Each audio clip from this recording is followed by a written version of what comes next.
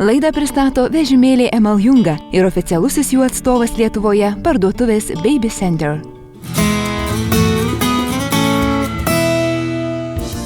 Reportažas skirtas žindančioms ir nėštumą planuojančioms moterims.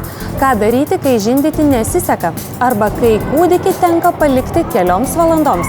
Specialistų atsakymai reportaže.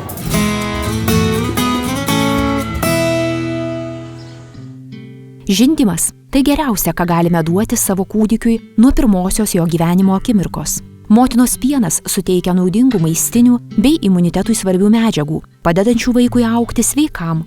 Taip pat sukuria artumo ir gerovės jausmą. O ką jau kalbėti apie tai, kad motina visuomet pasiruošusi maitinti, jos pienas tinkamos temperatūros ir žinoma nemokamas.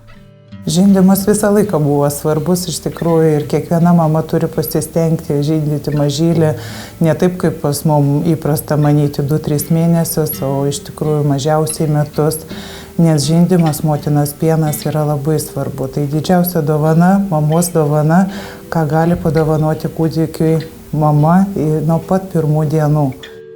Šiuolaikinės mamos yra ne tik žindyvės, bet ir žmonos bei siekiančios išsipildžiusios karjeros ir asmeninių gyvenimo tikslų moterys.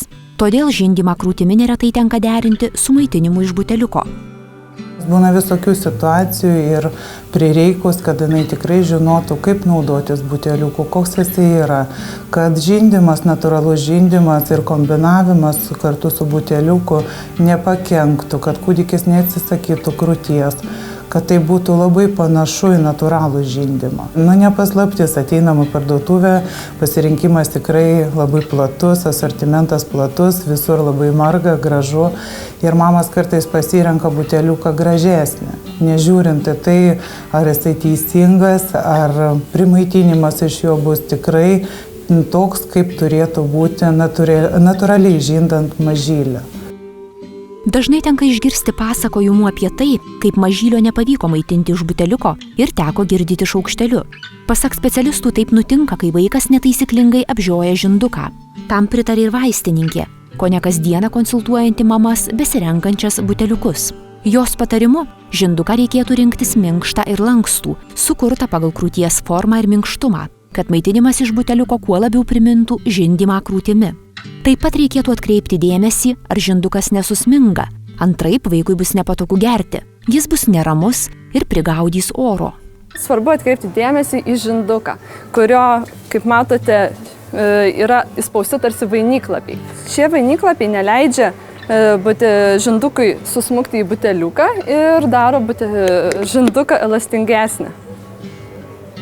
Tai yra problema įvairių žindukų, kurie yra panašus į moters krūtį, nes jie susminga.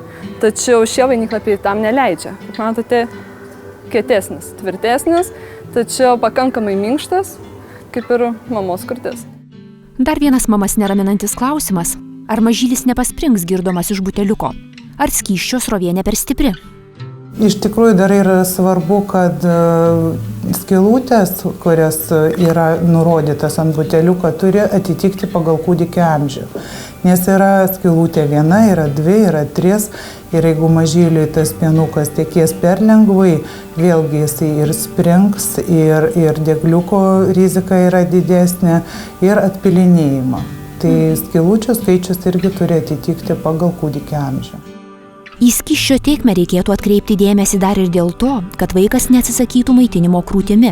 Jei pienas iš buteliuko tekės lengviau nei žindant natūraliai, tikėtina, kad mažylis krūties gali atsisakyti. Taip elgtis jis gali ir tuo atveju, jei buteliuko žindukas iš latekso.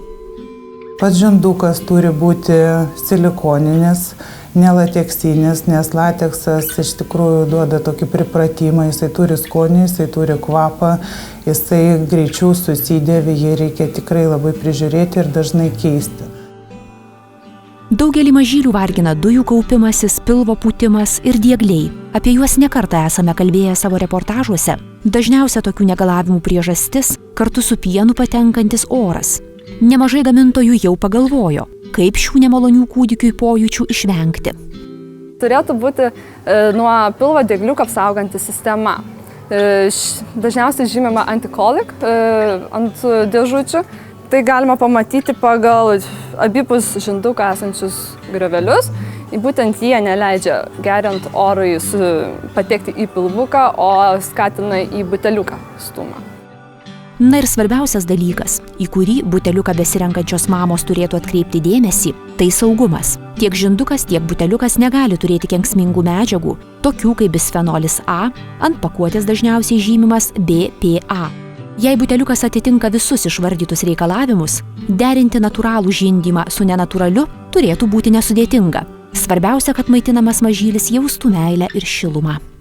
Kūdikis turėtų būti paimtas ant rankų, buteliukas turėtų būti prilaikomas ranka ir paspaustas tiek, kad kūdikis apžiotų jį kuo plačiau. Taip kaip apžioja natūraliai krūtį. Taigi šiais laikais viskas įmanoma, tačiau viskuo reikia naudotis išmintingai, kad nepadarytume žalos nei savo, nei kūdikiui. O prireikus patarimo būtų gerai pasikonsultuoti su specialistais. Viso to atsisveikindama linki ir žindymo specialistė. Norėčiau palinkėti iš tikrųjų, kad mamytės žindytų kuo ilgiau, kad drąsiai naudotųsi visais tais patogumais, ką mes dabar galim sau leisti, nes tai iš tikrųjų yra tokia reali pagalba, kai pavargusios mamytės gali išeiti, gali palikti, gali atsipūsti. Tai nematau nieko blogo, svarbiausia, kad noras žindyti nepraeitų, kad jos neatimtų šitą brangaus pieno iš savo mažylių.